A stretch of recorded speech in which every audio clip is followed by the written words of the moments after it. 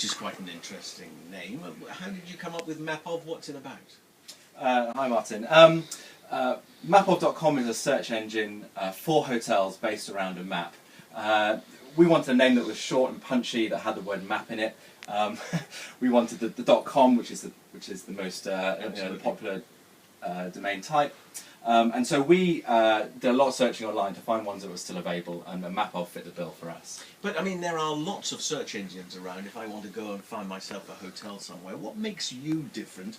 You're a Cornish-based company, and I know that, but why should I go to you rather than any of the other dozens that are there offering a similar service? That's right, it's a very competitive market. But I don't know about you, but when I search for hotels, when I used to search for hotels, I found that I needed 7 or 8 different windows in front of me on my computer, because I'd be wanting to look at something like TripAdvisor to understand the reviews. I'd want Google Maps there so I could understand where these hotels actually were. And then I'd be looking at a number of online travel agents to make sure that I had the best choice and price that I could find. And this is a difficult experience. It took a long time, and it left you feeling frustrated. So Mapov was a chance for us to try and bring all this content into one place and do it in a way that was very elegant and intuitive and fast. And that's really the difference. So how different would my experience be now, rather than going to something like Trivago or lastminutehotels.com or any of the others? In fact, somebody sat in your seat not that long ago who had a new web page out searching for hotels, something to do with a green man, if memory serves, and I can't remember very much that's happened with that since.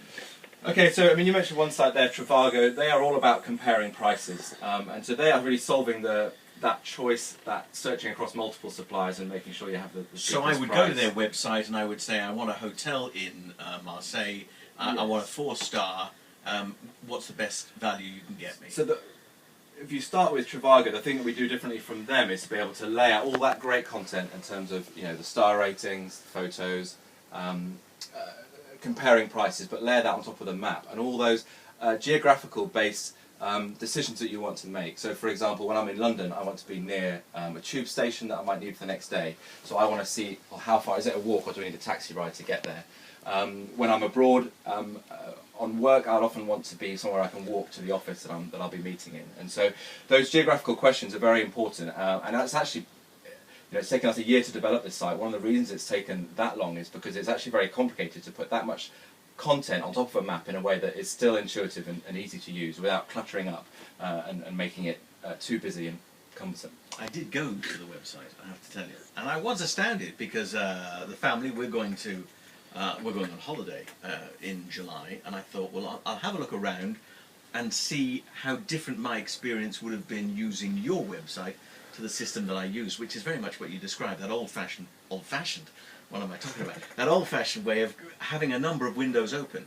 Yeah. So what I did with your site, and I imagine this is how you want it to work, is I chose the area I wanted to go and stay in, and then you had all the hotels marked that were within that area, and by rolling my mouse over those particular highlighted points, you gave pictures, you gave prices, you gave ratings, and that's a huge amount of information. How are you getting that information?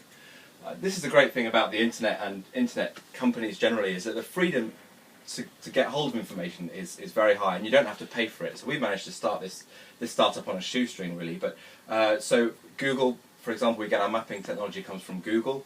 That's free to use. You now pay based on how much traffic uses those images.